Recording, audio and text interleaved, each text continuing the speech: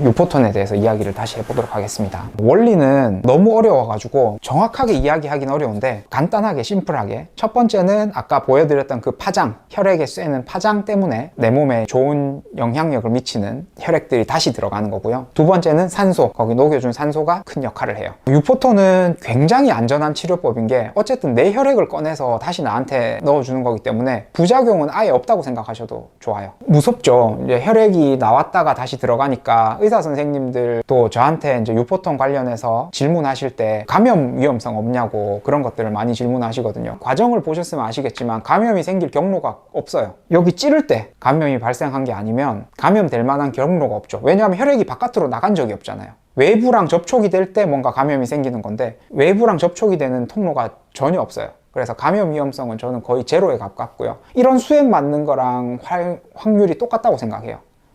유포톤에서 생기는 감염의 확률은. 그리고 어떤 목적으로 유포톤을 많이 쓰냐, 뭐 미용, 그리고 건강 증진, 체력 회복 이런 거에도 엄청나게 도움이 되지만 제일 중요한 거는 콜티졸을 잡아주는 치료에 유포톤만한 게 없어요. 콜티졸이라는 호르몬은 이제 내 몸에 부신해서 나오는 호르몬인데 이렇게 생각하시면 쉬워요. 사자가 나를 쫓아온다. 사자가 나를 쫓아온다고 했을 때 내 몸이 반응하게 만드는 호르몬이라고 생각하시면 돼요. 그러면 내가 도망가야 되니까 순간적으로 폭발적인 에너지를 내야 되겠죠. 스트레스 호르몬이죠. 어떤 외부의 큰 스트레스를 받았을 때 콜티졸이라는 호르몬이 확 나와요.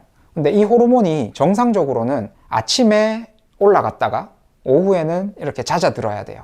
근데 저처럼 되게 예민하거나 과각성되어 있는 사람들은 이제 밤이 돼도 이 수치가 떨어지지 않으니까 잠을 못 자고 불면증이 생기는 거죠. 모든 불면증의 원인이 이거는 아니고요. 불면증의 원인 중에 하나인 거예요. 저는 이제 불면증이 언제 생겼냐 하면 인턴할 때 불면증이 생겼거든요. 생활 패턴이 이렇게 바뀌고 당직을 서고 이러니까 그때부터 이제 수면제를 조금씩 먹기 시작했어요. 수면제 먹어보신 이제 불면증 환자분들은 잘 아시겠지만 처음에는 저용량에도 내가 잠을 자고 반응을 하지만 갈수록 이게 내성이 생겨서 용량이 더 높은 용량이 필요하고 중독되는 경우도 있어요. 저도 거의 중독이었거든요. 졸피뎀이라는 성분에 거의 중독되다시피 해서 그 약을 먹지 않으면은 잠을 못 자는 때도 있었고, 스트레스 너무 많이 받는 날이면 졸피뎀 정량인 10mg을 먹어도 내가 잠이 안 오는 날들이 막 늘어나고 이랬었는데, 기능의학을 공부하면서 졸피뎀이라는 약은 줄이고 클로나제팜이라는 약을 이제 대체해서 먹으면서 좀 졸피뎀을 줄여 나갔고요. 제가 거의 매일 먹었어요.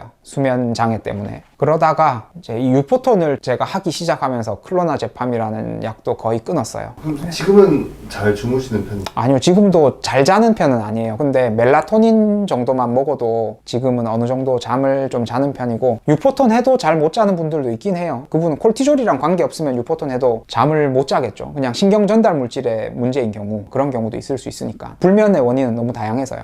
어쨌든 제 경험을 그냥 말씀드리는 거예요. 저는 유포톤 치료하고 유포톤을 한 당일과 다음 날은 뭐 아무것도 안 먹어도 잘 자는 것 같아요. 이제 유포톤 한 횟수가 좀 꾸준히 누적되니까 거의 한 달에 그 클로나제팜이라는 거 한 달에 한 3번, 4번 정도만 먹어도 잘 숙면을 취할 수 있는 정도가 된 것 같아요, 이제는. 그 정도면 거의 장족의 발전이죠. 아예 수면제 없이는 못 자던 삶에서 유포톤 하고 나서 훨씬 좋아졌다. 수면을 못하는 게 엄청 스트레스가 되나요? 네, 엄청 스트레스고 불면 그 자체로 바람의 원인이 되거든요. 그래서 잠을 잘 자는 건 엄청나게 중요해요. 제가 환자들한테 늘 하는 말이 있어요. 내가 하는 치료의 목표는 잘 먹고 잘 자고 운동하게 만들어주는 게 이 치료의 궁극적인 목표다라고 환자분들한테 말씀드리는데, 잘 먹고 잘 자고 운동하는데 안 건강한 분은 없을 거예요. 힘들어서 내가 너무 피곤해서 운동을 못하면 운동할 수 있게 만들어주는 게 제 치료의 목표고, 못 자는 거를 좀 재워주는 게 목표고, 못 먹는 거를 먹게 만들어주는 게 목표인데, 못 자는 걸 재워주게 만드는 건 진짜 너무 힘들죠.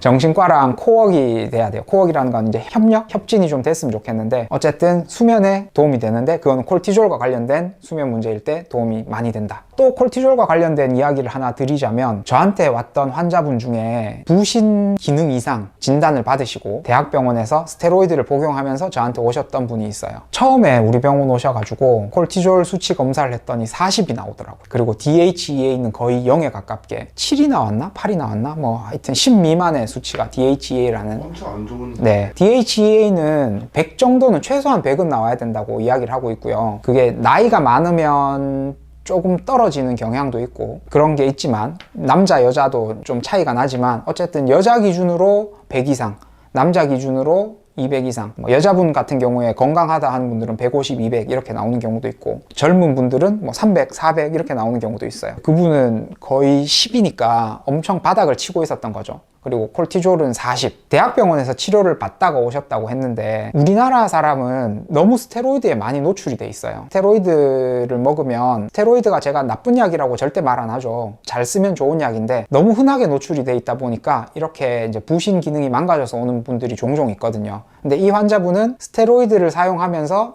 통증 주사를 좀 맞으셨대요. 스테로이드를 맞으면서 부신 기능이 너무 떨어졌을 거고, 아마 콜티졸도 처음에는 1 미만이 나왔을 거예요. 그러니까 대학병원에서 부신 기능 이상으로 진단을 하셨을 거예요. 그 쿠싱이라고 해요. 우리는 이아트로제닉 쿠싱이라고 해요. 그런 스테로이드를 먹고 생겨난, 그분 아마 이아트로제닉 쿠싱을 대학병원에서 진단을 받으셨을 거고, 그래서 이아트로제닉 쿠싱을 치료하는 거는 처음엔 스테로이드를 오히려 역설적으로 주는 거예요. 이제 병의 기전에 대해서 간단하게 설명을 드리자면, 외부에서 스테로이드가 계속 나한테 공급이 되니까 내 부신에서 스테로이드를 만드는 기능을 상실해 버린 거예요. 안 만들어도 된다라고 해서 상실해 버린 상태에서 너무 환자가 힘들고 하니까 쿠싱병 증상들이 있어요. 뭐 버팔로 험프라고 해서 이렇게 어깨 위에 승모근 있는 부위에 지방이 차면서 이렇게 부풀어 오른다든지, 문페이스라고 해서 얼굴이 이렇게 달덩이처럼 둥그러진다든지, 뭐 출혈 경향이 늘어난다, 피부가 이상해진다, 뭐 이런 다양한, 정말 스테로이드의 부작용은 열거해도 너무너무 많을 정도로 너무 많은 부작용을 가지고 있는데, 피 검사를 해보면 스테로이드를 받아 먹었어요, 그분은. 근데 처음에는 조금 좋아지는 것 같았대요. 근데 조금 좋아지다가 다시 좀 힘들어져서 스테로이드 용량을 조금 더 늘리고 하다 보니까 고용량 투약을 하게 되었고, 우리 병원에 오셨을 때 검사를 해봤더니 콜티졸 수치가 40이 나왔던 거예요. 40이면 어마어마한 수치거든요. 여러분들이 배우자가 사망하는 게 스트레스의 가장 큰 점수를 차지한다고 하잖아요. 배우자의 죽음을 경험한 스트레스를 그냥 계속 갖고 있다고 생각하시면 될, 표현이 좀 이해가 와닿으실려나 모르겠어요. 어쨌든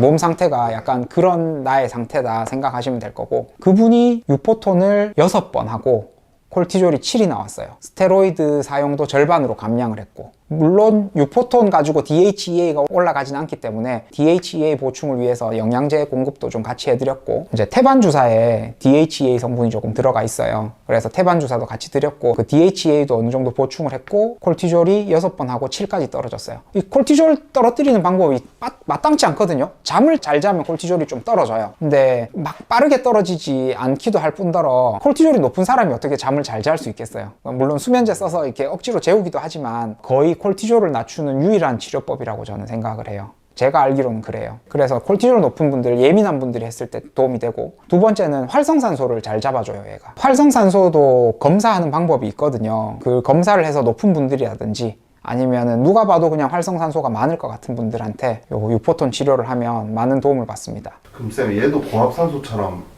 암세포를 죽이는? 아니요, 유포톤으로 암세포를 죽이거나 하지는 않아요. 근데 이제 암 환자분들도 많이 하시거든요. 저한테는 이제 암 환자한테서 유포톤을 하는 케이스는 저는 아직까지 많지는 않은데, 서울에 있는 이제 유명 병원들에서 암 환자분들한테 암 치료 목적으로 하는 건 아니에요, 유포톤을. 근데 암 환자분들의 건강 증진 목적. 왜냐하면 콜티졸 그 자체로도 발암 물질이라고 하거든요. 스트레스 받으면 암 걸린다 뭐 이런 이야기를 하잖아요. 콜티졸이 높으면 NK세포 활성도도 떨어지고 면역력도 떨어지고 암의 원인이 될 수 있어요. 이거는 제 이야기가 아니고 뭐 문헌들에 나와 있는 이야기들이에요. 그래서 콜티졸 잡아주는 목적, 그리고 활성산소가 또 암 환자한테 악영향을 끼치니까 활성산소를 좀 잡아주는 목적으로 유포톤 치료를 많이 한다고 합니다. 암 환자분들한테 도움이 많이 되죠.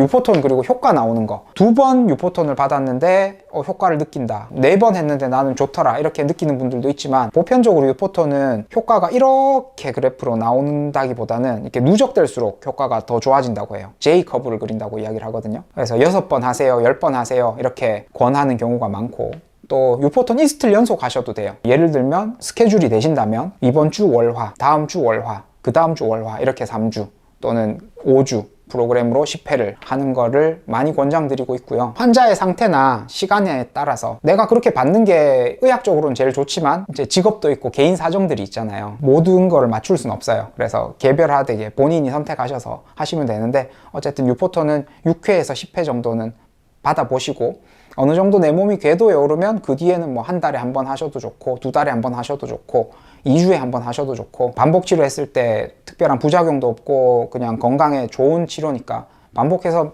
아는 분들이 아시더라고요, 유포톤은. 제가 유포톤에 관련해서 우리 병원에서 마케팅을 한 적도 없고 홍보를 한 적도 없고 유튜브도 처음이잖아요. 유포톤 관련 유튜브는. 환자한테 절대 강요하는 거 안 좋아하시죠? 네. 그래서 이제 제가 먼저 하세요 라고 말하는 것보다는 알고 찾아오시는 분들이 있더라고요. 여기 유포톤 해요? 이 병원 오래 다녔는데 왜 모르고 있었죠? 이러는 분들도 있으셨고, 저는 의외로 환자분들이 많이 알고 계시다는 거에 좀 깜짝 놀랐어요. 좋은 치료법 방법 중에 하나인 것 같아요. 피부 미용이나 아까 말씀드렸듯이 건강 증진 이런 목적으로도 굉장히 좋은 치료법이고.